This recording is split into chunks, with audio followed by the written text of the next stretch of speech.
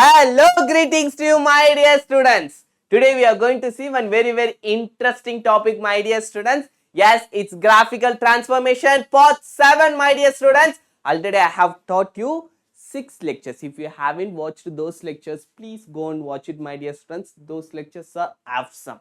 You might think, sir, what is the need to teach 7 lectures in graphical transformation? Students, still I have to teach. Still, I think I will reach till 15. It might go, my dear students, because that much of deep concept, depth concept you needed. That is very much needed, my dear students, for graphical transformation. Particularly, this graphical transformation helps you in calculus. On the time, it makes your life very simple. It makes your problem solving so faster. So only I am spending this much of time for graphical transformation, my dear students. I'll paste all the links in the description box, so you can please go and check it and you can watch those lectures, my dear students. If you are watching this lecture at first time, at least please go and watch the first lecture, my dear students. That is very important, because there only I have explained why this graphical transformation is very important. Okay, my dear students, let's go into the topic. Where is that? Oh, here. So, my dear students, already I have explained you these divisions of functions and everything, my dear students. So, in algebraic, I have finished this polynomial function, my dear students, and I have taught this rational function. And in irrational function, I have finished one part, my dear students, and by this lecture, total irrational function will be solved, my dear students. See, my dear students, for polynomial function, it takes me 3 lectures. And for rational function 2 lecture, and for irrational function 2 lecture, my dear students. For piecewise function, I think within 1 lecture I can finish, but I don't know, my dear students. It might take quite long time also. But already I have explained you greatest integer function, fractional part, modulus. If you haven't watched those lectures, please go and watch it, my dear students. Those lectures are very important. Okay, my dear students. Now let's go into the topic. So, as I have explained, in last lecture, I taught you x power 1 by 2, my dear students, which is square root of x. Today, I am going to teach you x power 1 by 3, which is cube root of x, my dear students. This is called as the square root of x. So, why we have to know these things, sir? Because these functions are called as the irrational functions, my dear students. That's what they also have said. The algebraic functions containing terms having non-integral rational powers, my dear students. Particularly, you have to think in rational, integrals also is there. So only they have mentioned non-integral rational powers, which means x power 1 by 2, x power 1 by 3. See, 1 is also there in rational, but we are not supposed to take. Otherwise, it won't be the irrational function. It will become the polynomial function, right, my dear students? X square, x cube, x power 4, everything comes under polynomial function. But for irrational functions, I want non-integral rational powers of x. So, this is how, my dear students, x power 1 by 2, x power 1 by 3, x power 1 by 4, like that. So, in last class, I have explained you square root of function, my dear students. Now, I am going to explain you cube root of function. This lecture is going to be awesome, my dear students. Really, you will enjoy a lot. So, let's go into the topic. So, my dear students, first, always what we do? First, let's plot the graph, my dear students. Then, let's do complete research in x power 1 by 3. Okay? Okay, my dear students. So, here x power 1 by 3 is there. First, what I have to do, my dear students, before plotting the graph, before drawing the graph, first thing I have to do, I have to find the domain. Because from domain only I can plot the graph. Without knowing the domain, I can't do right, my dear students. So, what I am going to do? First, let's find the domain, my dear students. If you know the domain before itself, please comment it down, my dear students. And after my lecture, if you have understood also, please let me know in the comment section, my dear students. Now, let's see x power 1 by 3, my dear students. For this, I have to find the domain. What will be my domain, my dear students? Here, I have to find my domain. That is very clear. So, what's the domain? I am thinking a lot. Likewise, the great mathematicians have taught so many things, my dear students. From their thought only we got the domain for the cube root function in real numbers is entire R, my dear students. How, sir? You are saying the domain is entire R. That means entire real numbers. In the same way, if you have seen for the square root of x, it's not the entirely same thing, right?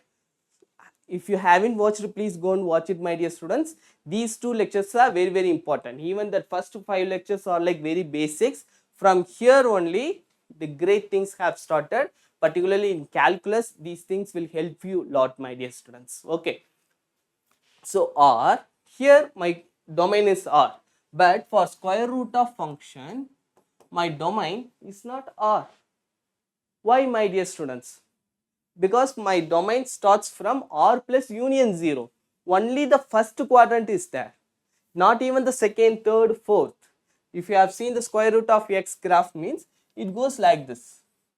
This is what the square root of x graph, my dear students. But here, cube root of x, I have here R plus union 0. Is it visible, my dear students? Yes, R plus union 0. But here for cube root of x, entire R. How it is possible? So, my dear students, here you have to understand very, very good thing it is that. Sorry. Whenever you are saying square root of function, that function is the completely positive function. Okay, my dear students. And whenever negative comes inside this function, I know so only the domain is only positive, my dear students. I just included 0. 0 is neither negative nor positive real number. So only separately I am including 0 also, because that is also giving me the defined value. But for negative, it is not giving me the defined value in real. But in complex, that is giving me the separate form that has the separate concept, my dear students. But in real numbers, it won't give any sort of defined values, my dear students. Our mathematicians haven't allowed, because it have the separate nature. His nature is different, but his nature is different, my dear students. He is also there in complex numbers, complex analysis, but in real he has some separate form. In complex he has some separate form. In complex, right, he is the very critical person, very, very critical guy. In real he is like a little cat, but in complex he acts like the big lion. Like, yes, my dear students, that's obviously true. When you study complex analysis, you come to know. Okay, my dear students. So here now we are studying only in real form, my dear students. Calculus is only built for in real analysis, not for the complex analysis. That complex analysis is the separate part. That is one big research topic, my dear students. It have the huge number of research concepts, because already in real, almost they have discovered everything. Most of the mathematicians, they have discovered. But in complex, still the research process is going. If you are interested to study complex, please go ahead with this, my dear students. Okay, now let's see, my dear students, because of this property, x power 1 by 3, which gives for every real number, it gives me the unique output, my dear students. That's the defined thing. That's the definition. Because of the definition, my domain is R, my dear students. For example, you take, my dear students, cube root of 1. I can write it as 1 cube. Cube root means 1 per cube, my dear students, 1.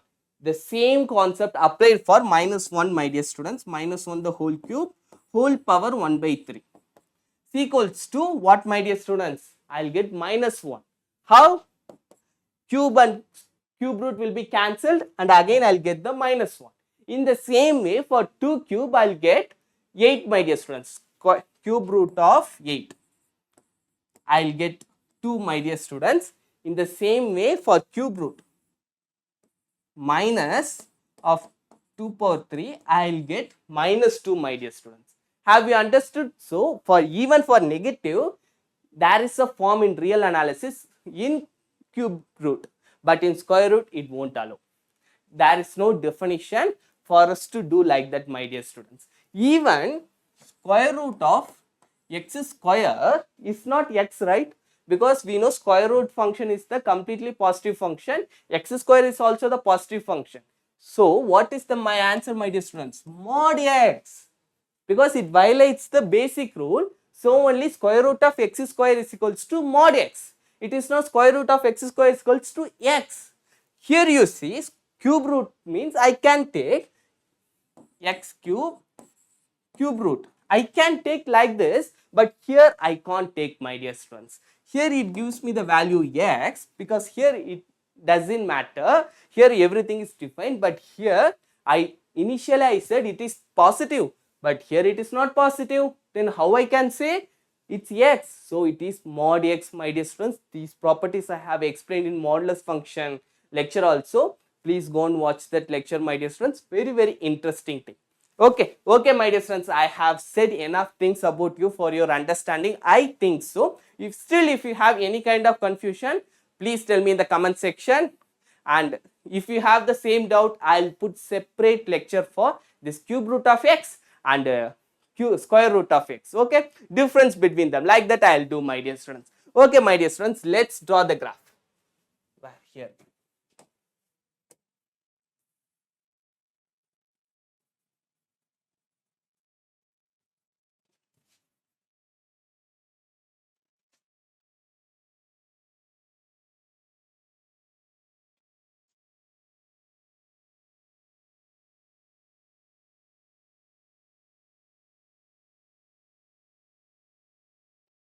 Okay, my dear students, now let's plot the graph, my dear students.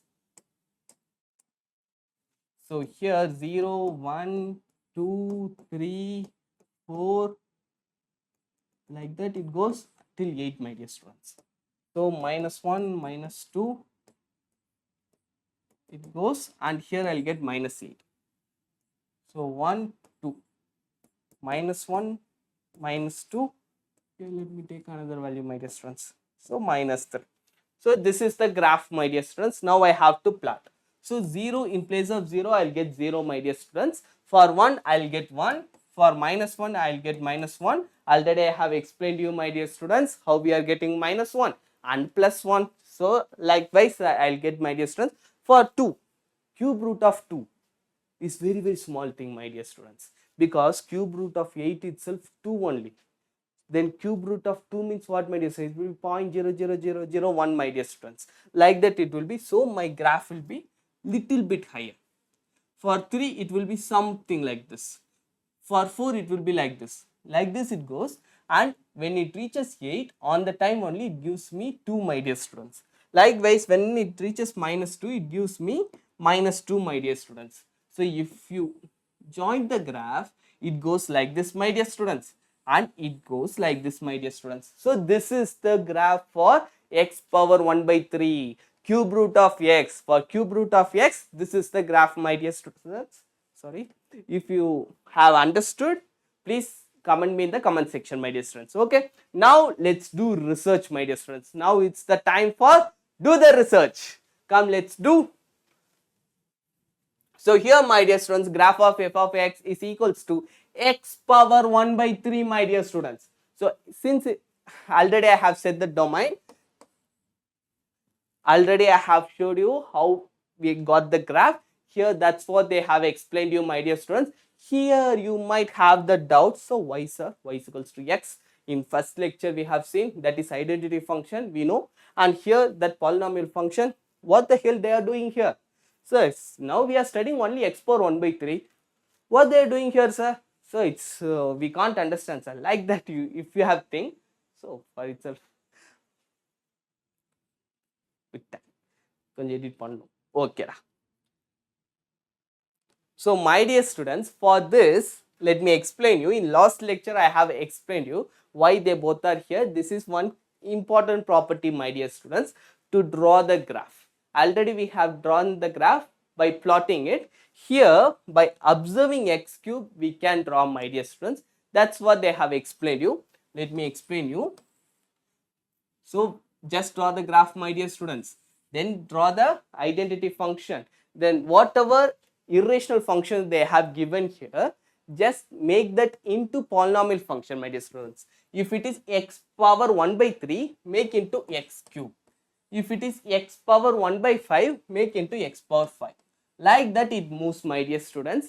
In the same way, here x power 1 by 3 is there. So my graph have to be x cube. What is the x cube graph, my dear students? If you haven't watched the third lecture, go and watch it, my dear students. There I have explained you what is x cube function, and I have explained you like this: domain, range, symmetric, everything. So this is the graph, my dear students. One, like that it goes, my dear students. Here, whatever you are having in identity function, whenever they are asking like this irrational function, my dear students, for this it will give me the mirror image, my dear students. If it is like this, means my graph will give me like this. Here it is going like this, so I'll get like this. So that's what they, sorry, here it won't go that.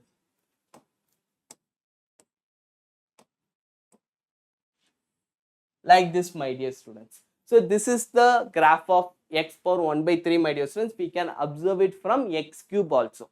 That's what they have explained here, my dear students. Nothing so special.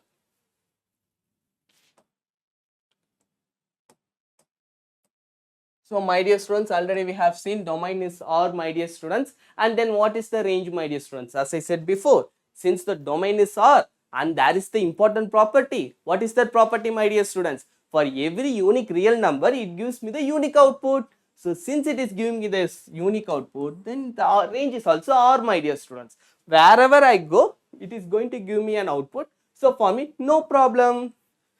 Symmetric, my dear students, from the graph you can see it is symmetric about origin as well as symmetric about opposite quadrants, my dear students. So since it is symmetric about origin or maybe symmetric about opposite quadrants, then that function, this is also important property, my dear students, then that function is called as the odd function. If the graph is symmetric about y-axis, then that graph is called as what, my dear students? Even function. Okay, if it is symmetric about y-axis, then that is even function, my dear students. If the graph is symmetric about opposite quadrants or origin, then that function is called as the odd function, my dear students. If the graph doesn't have symmetry concept, then that graph has neither even nor odd function, my dear students. You have to understand these things. Okay, then periodic, no, my dear students, because for 0 only it will give me 0. Again, for which value it will give me 0, it won't write, my dear students. So it is not a periodic function. I'll explain you when that periodic function comes, my dear students. Okay, so one-to-one function. One-to-one function means what, my dear students? Through graph we can find. In first lecture I have explained you that term also, my dear students, what is one-to-one everything. If you want to watch, please go and watch it, my dear students. So one-to-one function, wherever I draw the horizontal line, if my graph strikes at single point, then that function is called as the one-to-one function, my dear students. Okay, so this function is one-to-one. Then onto means what, sir? In onto, that doesn't mean, my dear students, how many points it strikes, but wherever I draw the line, it have to strike at single point.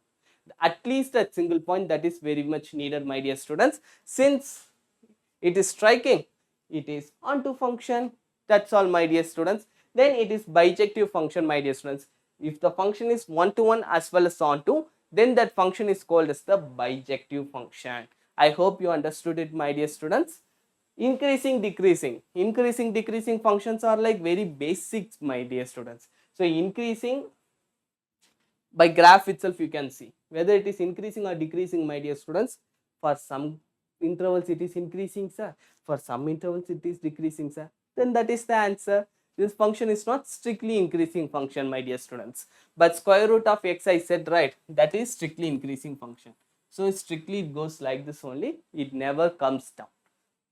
So here both possibilities are there, my dear students, based upon the intervals. Then derivatives. Derivatives are like, and before itself I said, differentiation concept, my dear students. If the graph is smooth as well as continuous, then that graph is differentiable everywhere.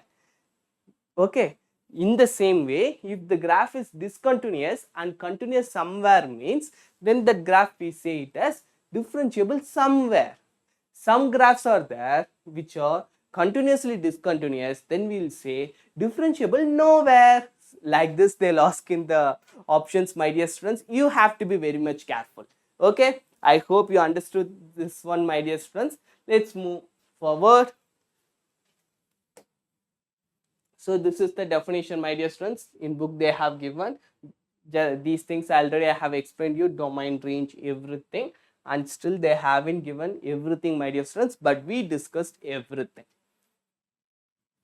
Now generalized term, my dear students, this x power 1 by 3 is not only for this term, my dear students, even for entire x power 1 divided by 2n minus 1, we will get the same values like this, my dear students, like x power 1 by 3, x power 1 by 5. We found it, right? We found it, these values, right, my dear students? For these values, not only for x power 1 by 3, x power 1 by 5, x power 1 by 7, for everything we get the same value, my dear students. Okay, I hope you understood it well, my dear students. If you have any kind of doubt, please ask me in the comment section, because from your comments only I'll come to know how my teaching is there, everything, my dear students. Okay, bye bye. Thank you, my dear students.